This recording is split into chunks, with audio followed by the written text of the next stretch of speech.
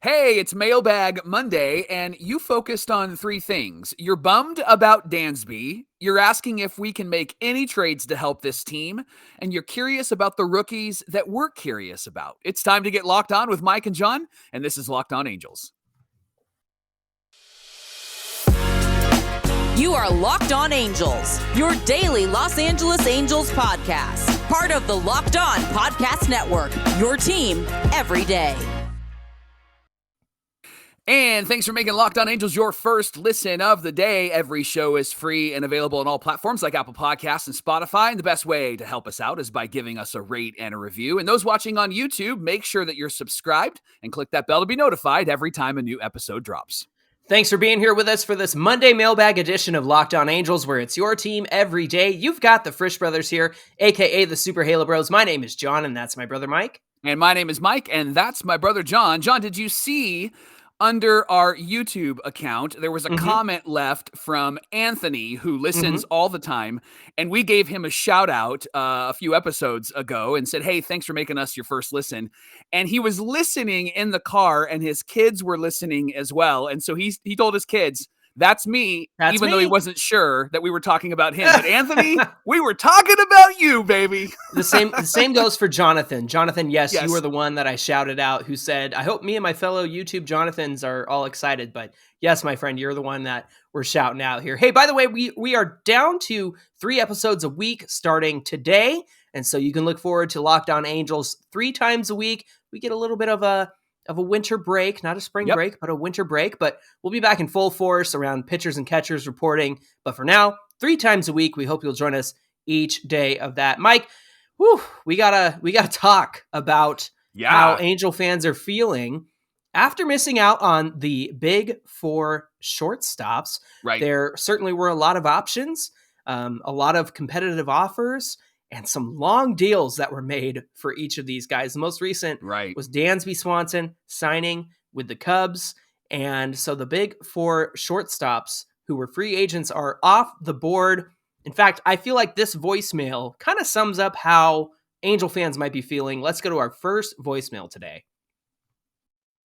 Hey guys, Mike from Camarillo. Boy, I really thought we were going to get Swanson, especially with him coming from Atlanta. I thought Perry was going to be able to work his magic. So really disappointed when I saw that come through yesterday that we didn't get him. So really trying to look at what's left, and I realize anything on shortstop is going to be an upgrade from last year. But boy, I'm really trying not to be disappointed. So hoping that you guys can cheer me up with the way forward and what type of magic Perry is going to pull out for us to make some type of improvement. Go Halos, guys. Appreciate everything you're doing as usual. Keep up the great work. Talk to you soon. Bye. Mike from Camarillo, thanks for leaving your voicemail and giving us a call on our voicemail line. I hear the disappointment in his voice, Mike. What do you think? John, can the mics just talk for a moment? Mike's going to talk to Mike, and Mike, talk here's what I into want the to mic. say to you. And I'm going to talk into the mic. Mike, here's what I want to say to you. Don't lose hope. We have some great players on this team. We have some great players that could potentially play shortstop. I think Livan Soto is better than anybody ever expected. I think he's going to be somebody that's going to be a player we can count on. I think David Fletcher is going to have a bounce back year. We still have Luis Rengifo in the mix. Of course, Gio Urshela is in the mix. And I think that what we have with this team is something that we've talked about on this show multiple times, but especially at the beginning of last year. We could hide squid in this lineup if everybody stays healthy. And we did for the first 50 games of the year, and then we fell apart. And I think that the shortstop position is necessary, but I think it's more important for us to have a defensive guy there than an offensive guy there. However, I think Soto brings both to the table. And so I'm going to be on the Soto train. And Mike, I want to invite you to join me to be on that Soto train, because I was on the Reed Detmers train before anybody else was, and That's look right. at what we have now. And you were on the Patrick Sandoval train, Johnny, and look at what we have now. And so I'm on the Soto train, and I think that we're going to be just fine. I look at the contracts, I look at the years, I look at the money. That is not an investment that I think the Angels need to make right now because we have Shohei's contract coming up and we want to give him what he deserves. And some people are saying like $500 million. I think it might be around maybe 450 at least. And I want him on this team. And so I'm glad that we didn't get those shortstops. Don't get me wrong. I would have been glad to get one of those shortstops. Sure. But I think that we have some great in-house options. They're cheap options. And I'm believing by June and July, we're going to say, Dansby, who? So don't worry about it. Don't worry about it. Hey, at Angels 2023 WS World Series on Twitter said, who should be our shortstop next year? I don't know what we can do now that the big four are gone. I think defensively, you've got David Fletcher, you've got Andrew Velasquez. Squid is not going to play 125 games like he did last year. That's not going to happen, especially with the depth that the Halos have added. So when you see stats about how horrible we were last season, like we shared a couple of weeks ago, that's not going to happen again. And so anything, we keep saying anything would be an improvement over last year. That's right, because Squid played 125 games last season. And that's not going to happen again. So as far as who should be our shortstop, I like David Fletcher. But also, Mike, here's an interesting question from Eric Luna 22 on Twitter. We came up empty-handed at the shortstop position in free agency, so I think we should turn our attention to the trade market. I think that a shortstop and pitcher combo are still in the works. I don't think shortstop is a position that we can wait until mid-season due to the chemistry factor. What are your thoughts? What are your thoughts? I think that's a great point. I don't think that we're going to have to wait on the shortstop. Again, I'm believing that we're going to find ourselves really excited with who the Angels actually have in there. And it's probably going to be a rotating door. And I think that it's going to start by being David Fletcher. And I don't want us to forget about David Fletcher. I don't want us to forget that he actually is a really good player and a really good piece for this team. And remember, Perry has been saying over and over and over again, he's building the middle of this roster. And he has done, I think, a pretty great job in building the middle of this roster. And David Fletcher is a part of that, even though he's been on this roster. But Gio Urshela is a part of that as well. Let's not get too far ahead of ourselves and think that we have to have a superstar at every position. I get that we need somebody who's really great in the shortstop position. And if we start with David Fletcher, I'm not going to complain about that because I think he's a leader on the field. He almost won a Gold Glove 2 years ago at second base. I think this guy is a guy who we can really count on. And then we also have Soto and we also have Squid that can come in and be a defensive replacement. And who knows what Squid could do? And I know now I'm shooting for the moon, but who knows what Squid could do if he starts to bat only right-handed, because he started to really hit really well last season when he did that. When Taylor Ward hits 25 home runs, Mike Trout hits 40 plus, Ohtani hits 35 plus, Jared Walsh hits 25 plus, Hunter Renfroe hits 30. You're not going to remember that David Fletcher is your starting shortstop. Right. I think we're going to have plenty of offense to go around on this team, and you're not going to want David Fletcher to hit 5 home runs, right? Yeah. I think the most he's ever hit was 6 or so, but you don't need that, is what I hear you saying. Steve Crawford at 7 Yellow Cards said, is there an offseason that is more buttercup than this one? We've been built up, messed around, and now we're let down again.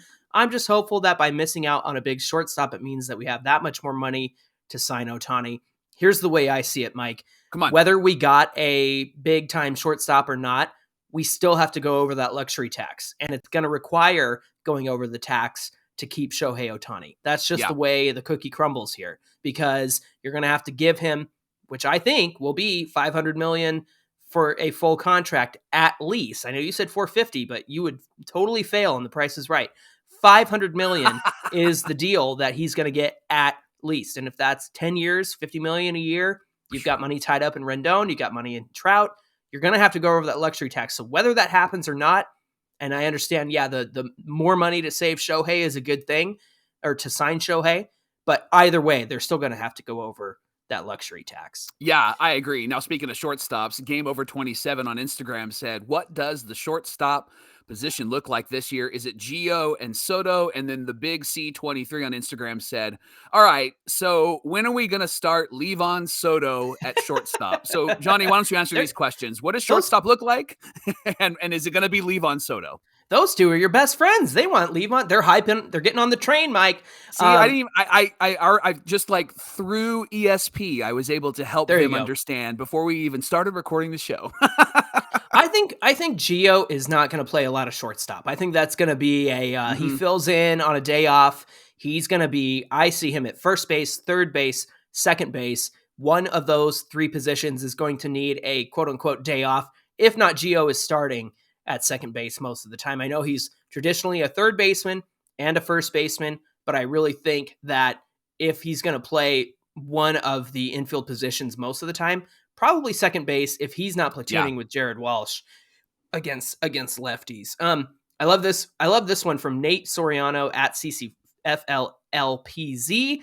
He said, do you feel that Phil Nevin can somehow work a less than average shortstop bat into the lineup successfully? Maybe more small ball for that part of the order with runners in scoring position. And then he said, hashtag drop a bunt. Drop a bunt. We were calling for that, and Angel fans were calling for that when we were struggling last year. And Phil Nevin seems to be a small ball type of guy. And the answer, in my opinion, Nate, is yes. I think he can successfully work in a shortstop who may not be a strong hitting shortstop, but utilize him in a really successful way, especially if it's David Fletcher, because David Fletcher is undefendable. He's kind of got a Vlad Guerrero approach, doesn't hit the home runs, but he can hit any ball that's thrown at him, and he's a great bunter. He's a great base runner. I think he's also great at runners in scoring position, John. Yeah. And so I think that Fletch is going to be that guy that really fills that role for us, at least to start the season. And then you're right. I think Gio is going to be at second. And let's not discount Jared Walsh. He's going to be healthy. It's already been announced that he's going to be healthy. Yeah. And friends, if you just need a reminder, go to Baseball Reference and look up his stats from 2020 and 2021. That's Jared Walsh. Last year was not. We're getting a healthy Jared Walsh. So let's not think that he has to be somebody who platoons over there. Jay Walsh is a dude. He's our Wally Joyner right now. He's our JT Snow right now. So let's not dismiss him. I think that we're missing the mark when we talk about Jared Walsh not being a key and important piece to this team in 2023. He's got to be able to hit lefties. And if he sits against a lefty and Gio takes first base, I'm okay with that, honestly. And until he figures out how to hit the lefty pitcher. Rally Monkey NZ, New Zealand Angels fan on Twitter said, which position are you more comfortable about finding in-house options for, shortstop or the sixth starter? Well, I feel like we talked a lot about shortstop, and both of us are pretty comfortable with who we've got. But Mike, I'm interested to see the battle that's going to take place for number 6. If we don't get another pitcher, which I still think the Angels can do something there and will do something there, and maybe bump Jose Suarez to number 6. But it's worth having the competition between Griffin Canning and maybe some of the minor league guys like Kai Busch or Chase Silseth. That would be an interesting challenge for those guys to earn that number 6 spot. I pulled up the stats the other day for Griffin Canning, and he had mostly, I would say about 70% of his games per season that he's pitched in had games of 3 runs or less that he gave up. 3 earned runs or less. And that's who you want in a number 6, a guy who can get you through 5-6 innings and get you through with 3 runs or less. I don't think you have to expect much from a number 6. And if Griffin Canning can do that, I think we're in good shape. But how do you feel about shortstop, 6th starter? What do you think? I would love to see us sign a pitcher, a right-handed pitcher, because we need that in our rotation. Yes, big time. Rather than getting a shortstop, because we need that strong arm. And then what it does is it really brings some clarity as to what that rotation looks like. And it moves a Jose Suarez to the 6th spot. And maybe there is a competition, but I would rather have that competition take place because we've signed somebody instead of having that competition take place because we're trying to figure out who's going to be there and when they're going to pitch, all of that stuff. Hey, Locked On Angels is brought to you by Bet Online. Bet Online is your number one source for sports betting info, stats, news, and analysis. You can get the latest odds and trends for every professional and amateur league out there, from pro football to college bowl season to basketball and World Cup. We've got it all at betonline.net. If you love sports podcasts, you can find those at BetOnline as well. They're the fastest and easiest way to get your betting info. Head to the website today or use your mobile device to learn more. BetOnline is where the game starts. And thanks for making Locked On Angels your first listen today. Now, for your second listen, check out the Locked On Sports Today podcast. From the games that matter the most and even the biggest stories in sports, go beyond the scoreboard and behind the scenes with local experts and insights only Locked On can provide. Locked On Sports Today, available on this app, YouTube, and wherever you get your podcasts. Mike, Locked On Angels listeners sent in a lot of questions about some moves that the Halos could make with the remainder of the offseason. In fact, I loved this question from fellow Eukypian, Davey Neubauer on Twitter. He said, fellow Eukypian, now living in Minnesota, love your show. It's positive and needed for our fan base. Thank you, Davey. What is the best case scenario for a trade for shortstop? If this happens, would this get us to the 90 win threshold, or do we need more moves? Mike, our good friend Brent McGuire, former host and Locked On Angels legend, actually tweeted out the options for shortstop and second base and their 2023 projections. And the top remaining shortstop and second base options: Gene Segura, Elvis Andrus, Brandon Drury, Jose Iglesias, free agents. Potential trade options: Willy Adames, that has been somebody that people have been clamoring for. Ahmed Rosario, I love Ahmed Rosario. Yep. We've got Luis Ariz, Jorge Polanco, Brandon Crawford, Miguel Rojas, and Joey Wendell. Mike, do you think a move for shortstop will be enough to get them to 90 wins, or do they need more? I think that a pitcher would probably be a better move for this team to get to 90 wins. I think that getting a right-handed pitcher, like we've mentioned, a Nathan Eovaldi, somebody like that, maybe a Michael Wacha, would actually put them over the top.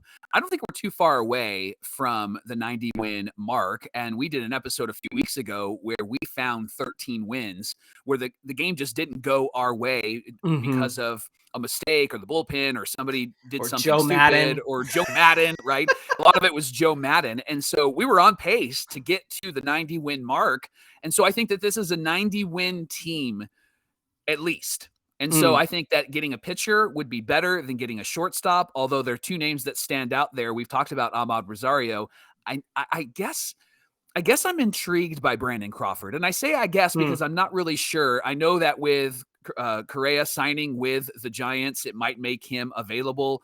I just don't know how much we would want to give up for him, and he's an older guy, but I'm intrigued by that move. I just don't know if that would be the move, but with their WAR numbers, it doesn't feel like that's going to get us anywhere close to 90 wins right now. Crawford had a down year last season, but had an all-star season the year before. So just kind of an interesting candidate there for trade. Hey, our good friend Scott Freeman had two questions. He said, still need a shortstop and a solid starting pitcher. The best way? Sign a free agent shortstop and package Rengifo with more for a legit good starting pitcher. Solves both issues. Thoughts on the strategy and what starting pitcher we could get. He also said, we all have man crushes on Andrew Chafin for the bullpen. Given the big demand for him, who else could we get help from if we don't get him? I'm thinking Will Smith. I like Will Smith. That would be an Angels reunion, actually. He would be coming back to the Angels. He was a Angels minor leaguer before he was sent off to the Royals. But this is an intriguing question. Packaging Rengifo to get a starting pitcher. What do you think about that? Scott, I would encourage you to go to the trade simulator website and look at what the trade would actually be. We're going to do this tomorrow. We'll tease it later on, but Wednesday, and we're going to talk through some of the trades. And I was actually really surprised at how low rated Rengifo is compared to some of the other second basemen and shortstops in the league right now. And they give a trade value, and putting Rengifo in a trade, it would be Rengifo and in order to get some of the guys that we're trying to get. So we'll talk more about that on Wednesday, but it was really interesting, Scott, just to see how low of a value Rengifo has in the eyes of the baseball people out there right now. Yeah, the trade simulator is interesting because sometimes it feels like they undervalue certain people, but at the same time, us who are watching a Rengifo every day might see a little more value there. Hey, Ken Japan 24 said, what do you think of trading for Nico Hoerner as a shortstop? Well, the Cubs just got Dansby Swanson. Obviously, that's going to move Nico Hoerner. Unfortunately, the news is they're going to move Nico to second base. So I don't think Nico is going to be on the trading block. I would love it personally. I would, Sure. like I said last week, I'll put my Cubs hat on right now and get Nico Horner. But I'm not going to do that because it's not going to happen, unfortunately. Right. Landon Harville, Mike, on Twitter said, thoughts on Gene Segura to play shortstop for a year. What do you think? I like Gene. I think he's going to be cheap. Again, we'll talk about that later this week. I like Gene because in the playoffs, he was clutch. He came through when the Phillies needed him to come through. And I think that that's what we're going to need from our shortstop as we get into this race in the AOS. We get into some of those really tight games. Mm-hmm. That's when we're going to feel the pressure of not having a big time shortstop. I think that we're going to be able to make it. I think we're going to be able to be competitive, but it's that moment, right? That always seems to happen. The guy that you don't want at the plate is at the plate. And Gene Segura was there in the playoffs for the Phillies. And I can think of 2 times where he threw his bat at the ball and got a single in the gap. And was able to knock in some runs. So I would be intrigued by having Gene on our team again. Gene has the most projected WAR, 2.6 out of the remaining free agent shortstop and second base options. He hasn't played shortstop for a couple of years. I think it was 2019 or so was the latest. Yeah. But it has been a while, so that would be an adjustment. But I would be interested to see him over there. Hey, Mike, we got another voicemail. This one from a good friend of ours in Arizona. Mike and John, David from Arizona again. I just saw a report that the Mets are open potentially for trades for Carlos Carrasco. He's a little older, but he's a righty. I think he only has 1 more year on his deal. He had a sub 4 ERA. I think his stats said 162 innings, 162 strikeouts. So solid number 3 starter for us potentially. What do you guys think about a trade for him? Anyways, you guys are awesome. Love you, dudes. See you later. David, good to hear from you, our good buddy who's a hometown hero of ours, Mike. He is. Hey, Carlos Carrasco is an interesting option considering he has 1 year left. I feel like he's going to be a part of the Mets rotation, but there has been rumors out there. Now, some of the things that I noticed about him is he did have a lot of success last season in terms of who he is and his age, but I think a lot of that had to do with the team behind him, because I look at some of his numbers on StatCast and Baseball Savant. The batting average against his four-seam fastball, which averaged about 93.2 miles an hour, it was a 331 batting average. The expected was 292. His changeup actually yielded better results than expected. He got a 206 batting average on that, and it was supposed to be, according to expected batting average, 217. His sinker seems to be a strong pitch that he's got. It's got some good vertical movement and good horizontal movement. However, the expected batting average on that is 368, and hitters went 391 off of it. But here's the thing. The slider was his put-away pitch. And even though it's not a plus slider, he used that to put hitters away 26% of the time. The changeup was 22% of the time. He doesn't throw very hard, but he does have a degree of separation between the slider and the four-seam fastball. I think right in the middle of this pitching rotation, I think he works. What do you think? Yeah, it'd just be a matter of what we're going to have to give up for him, and we're going to give up what for a year. If Perry can pull off a Hunter Renfroe type of deal where we're not giving up guys that we're going to be counting on this year or next year or even in the future years, then I think it's a great deal. But it feels like with Carrasco, we could get that in Nathan Eovaldi. I'm not sure what the price point would be for Nathan, but it feels like that's who we could get for Eovaldi and then not have to give up anybody. I feel like Eovaldi's going to be about 17 million or so, something like that. Hey, 54 Zaya OU said the same thing. Do you think James McCann and Carlos Carrasco will be a fit for us? We talked about Carrasco, but James McCann, I looked up the numbers, Mike. I think I'd rather stick with Stassi. Yeah, I agree. I agree. I think he's going to be a good backup for Logan O'Hoppe, which I think O'Hoppe should be the starter there. I also don't think you want to mess with the chemistry that Stassi has with somebody like Shohei Ohtani. Oh, absolutely. And they work very well together as battery mates. And then this one is from Alex Baca. He said, Rengifo, Silseth, and Adele for Pablo Lopez and Victor Mesa Jr. Interesting trade. Pablo Lopez went 10-10. He had a 3-WAR season, a 3.75 ERA, 32 games started. Mike, he pitched 108 innings, 174 strikeouts, and a 1.167 whip, walks and hits per innings pitched. My opinion is I'd rather keep Adele over getting Mesa Jr., but if it's going to get us Pablo Lopez and help us improve, then I would go for it. What do you think about Pablo Lopez? Yeah, I think we sell high with Adele, and I don't know how high he's viewed. As high but as I we think can. I mean, like, honestly, and he also if we mentioned can, Silseth and Rengifo too, and I know you like Silseth a lot. I do like all three of those guys. I actually, you know what? I'm going to put this in the trade simulator and see what happens. But I actually would be okay with those three names in a trade if it can get us somebody like a Pablo Lopez, because I think that that's going to be a rotation a rotation changer for us. Yes, that's fun to say right. for the Angels. And finally, for this segment, Elgato Gordo 7 said, any trade idea for Max Fried? I looked up what's going on with the Braves and Max Fried, and a lot of writers think it's going to take some of the best prospects, and naturally, because Fried has been a stud, but 6 prospects from the Marlins was one of the projected trades. Wow. I think it's going to take Zach Neto, Kai Busch, Edgar Caro. It's going to take your best prospects to get Max Fried. Yeah. I love Max Fried, but that feels like a lot to give up in order to get somebody like him. Well, as we continue with Mailbag Monday, Johnny, let's go back to the phone lines. Let's do it. Hi, guys. This is Brandon from Virginia. I got a couple questions. I was wondering, what prospects are you guys looking forward to seeing possibly get the call up to the major leagues this year?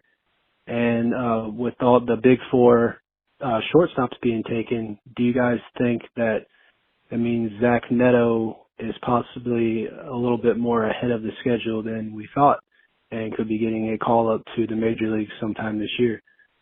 Thank you, guys, and Merry Christmas. Brandon, thank you for calling us all the way from Virginia and sending in your question.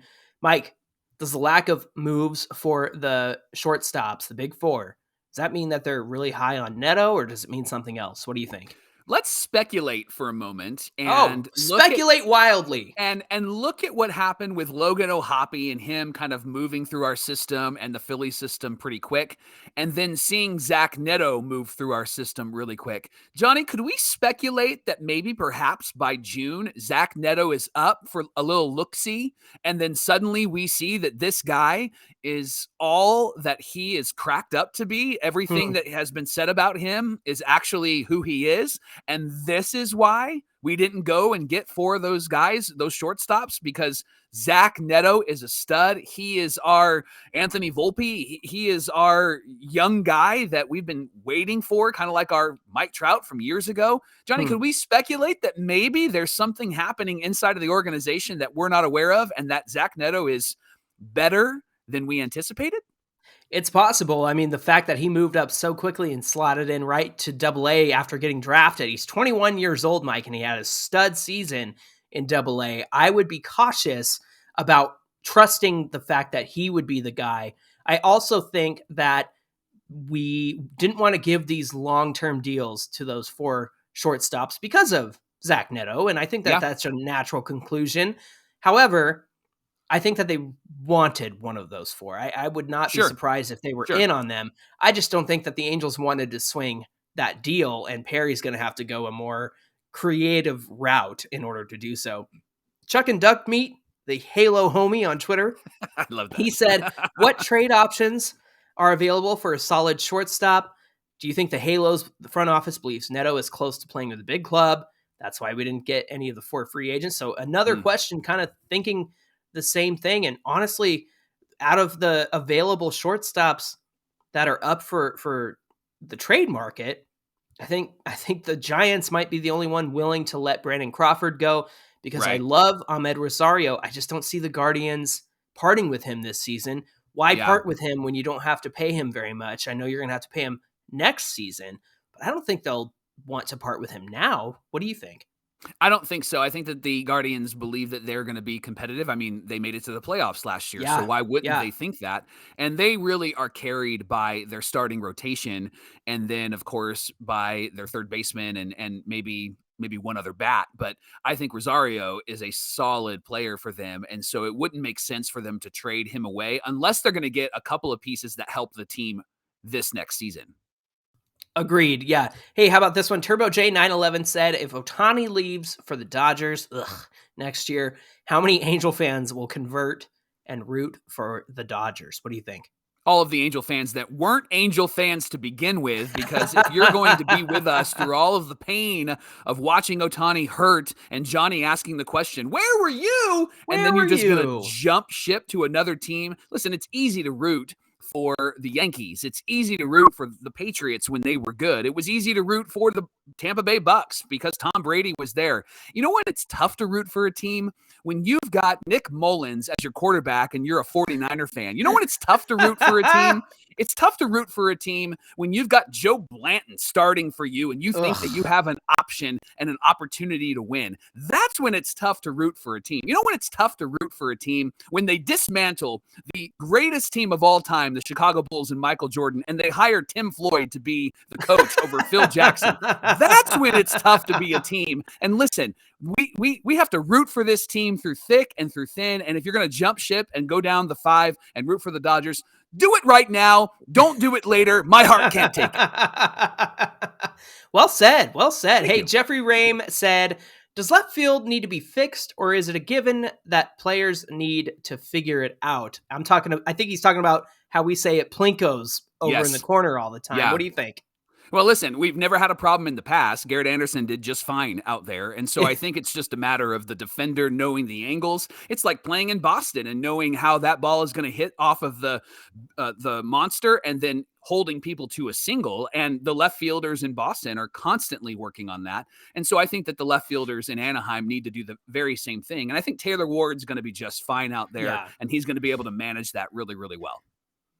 Absolutely. Hey, Jeremy Steer, JS4424 on Twitter said, you think the Angels will ever retire Kingfish's number 15 or other Angels greats like Percy or GA? I think when new ownership comes in, they're going to have some retiring to do because we are long overdue for a lot of these numbers getting retired. And I think that they will restore the relationship that has kind of diminished between some of the best players that we've ever had. And it's gotten a little put off by the wayside, but from the front office and ownership. BTC525 said, what's the Super Halo Bros opening day Angel lineup? Well, Mike, I can give you mine if you've got yours in mind. All right. Taylor Ward's going to lead off for me. I'm going to put Gio Urshela at second base, batting second. Mike Trout bats third. Ohtani bats cleanup. Rendon bats fifth. I want people in front of Trout, Ohtani, and Rendon so that they can drive them in. Hunter Renfroe is going to hit some homers, so you know that if Ohtani gets on base, Rendon gets on base, Rendon takes a walk, Renfroe's going to drive him in. Jared Walsh, Max Stassi, and finally in number 9, David Fletcher, who's kind of your second prototypical leadoff guy down there at the bottom of the order. What do you think? I love it. Do you have Max Stassi in there because Ohtani is pitching, and that's why Logan O'Hoppy's not in there? Opening day, I assume Ohtani's going to be pitching, and so Stassi would be in there. Yeah. I think that lineup is really strong, and I don't think I would disagree with any slot positions. I might move Walsh up and Hunter Renfroe down just to get a left, right. But again, we'd have to look at the stats to see who they're playing against. But I really like that lineup. I think that I would stick with it and probably have Max Stassi because Ohtani is pitching, but Logan O'Hoppy will be my starter for the most part for the rest of the year. Same. All right, last question. Ken Japan 24 on Twitter. Who's going to win the matchup in the WBC of Ohtani, the pitcher, versus Mike Trout? I honestly, Mike Trout, because Trout just has a way of figuring some people out, man. And I go back to, it was a few years ago. Chris Sale was at the top of his game. Bases were loaded, and Mike Trout's battling, and then he hits a grand slam off of him, and Trout was fist pumping around the bases.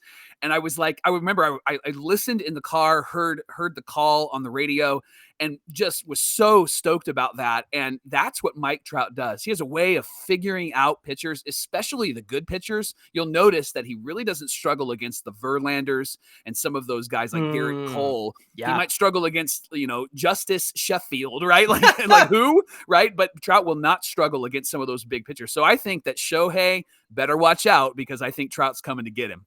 Shohei will challenge Trout. I think they're going to have some fun. And I think that Shohei's going to throw him the 100-mile-an-hour fastball and say, then apologize. And then say, hit it. Go ahead and hit it. Yeah. Thanks for making Locked On Angels your first listen today. Now for your next listen, check out the Locked On Sports Today podcast. They're sharing some of the biggest stories of the day, instant reactions, big game recaps, and of course the take of the day. They're available on the Odyssey app, YouTube, or wherever you get your podcasts. Hey, be sure and give us a follow at Locked On Angels on Twitter and at Super Halo Bros on Twitter and Instagram. We'd love to chat with you there. And what do we have on deck for Wednesday's show, Mike?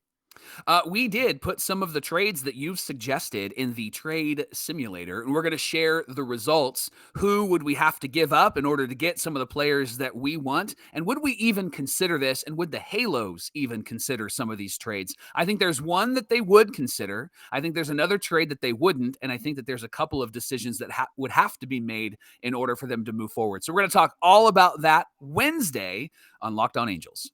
Looking forward to that conversation, and we hope you'll join us again on Wednesday. Again, we're down to 3 episodes a week for the time being. Until then, my name is John, and that's my brother Mike. And my name is Mike, and that's my brother John. Thanks for being here with us for this episode of Locked On Angels, and we'll see you right back here on Wednesday.